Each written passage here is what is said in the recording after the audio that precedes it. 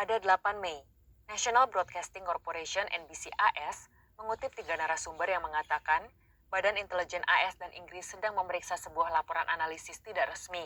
Laporan ini berkata, dengan melacak data lokasi ponsel, ditemukan bahwa Lab P4 Institut Virologi Wuhan pada Oktober 2019 diduga telah ditutup sementara.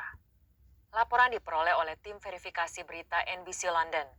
Menurut laporan, lalu lintas sinyal ponsel Lab P4 Wuhan dan sekitarnya menurun tajam sejak 11 Oktober tahun lalu.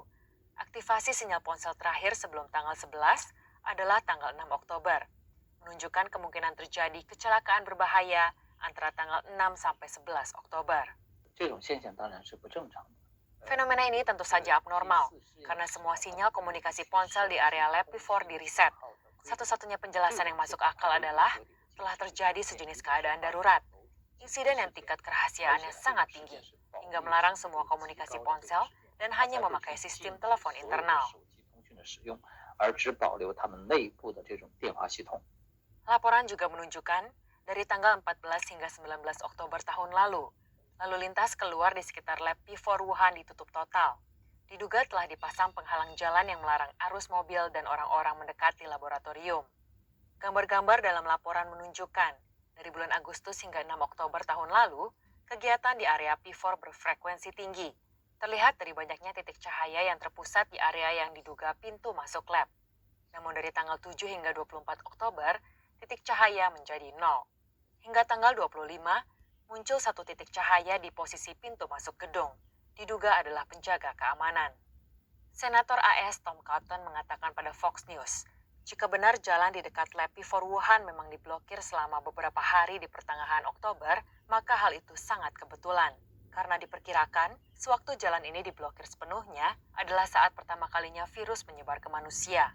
Senator Cotton berkata, AS akan menyelidiki hal ini dan akan sangat membantu jika Partai Komunis Tiongkok bisa terbuka pada informasi. Laporan NBC mengatakan, data berasal dari perangkat komunikasi seluler pribadi beberapa karyawan lab. Pejabat intelijen AS mengatakan, bukti-bukti ini mungkin tidak cukup. Saat ini, mereka masih mengumpulkan lebih banyak informasi, seperti dari gambar satelit Lab P4 Wuhan. Namun komentator berkata, Partai Komunis Tiongkok akan sulit terbuka. Setelah wabah virus PKT meledak, bulan Januari PKT sudah memerintahkan untuk menghancurkan semua contoh virus yang dikumpulkan lembaga penelitiannya. Di bulan Januari, Lab P4 juga telah diambil alih oleh Mei Zhenchengwei dari Partai Komunis. Jika kecelakaan benar-benar terjadi di lembaga ini, semua sampel, personel, hewan eksperimen, dan obat-obatan yang terkait diperkirakan sudah dihancurkan total.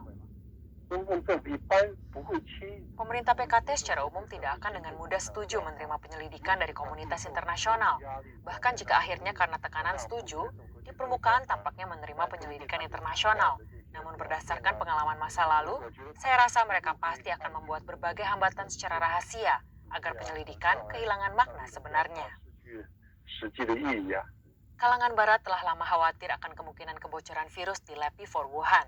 Tahun 2017, majalah Nature pernah menerbitkan artikel yang memperingatkan bahwa hewan di lab disuntik dengan virus sangat berbahaya. Kedubes AS di Beijing tahun 2018 berulang kali mengirim personel ke Institut Virologi Wuhan dan menemukan para staf teknis lab sangat tidak terlatih, serta meminta Washington memperhatikan hal ini. Institut Virologi Wuhan juga telah mengeluarkan press release berbahasa Inggris di situs web tentang kunjungan personel AS, tetapi telah dihapus sejak minggu lalu.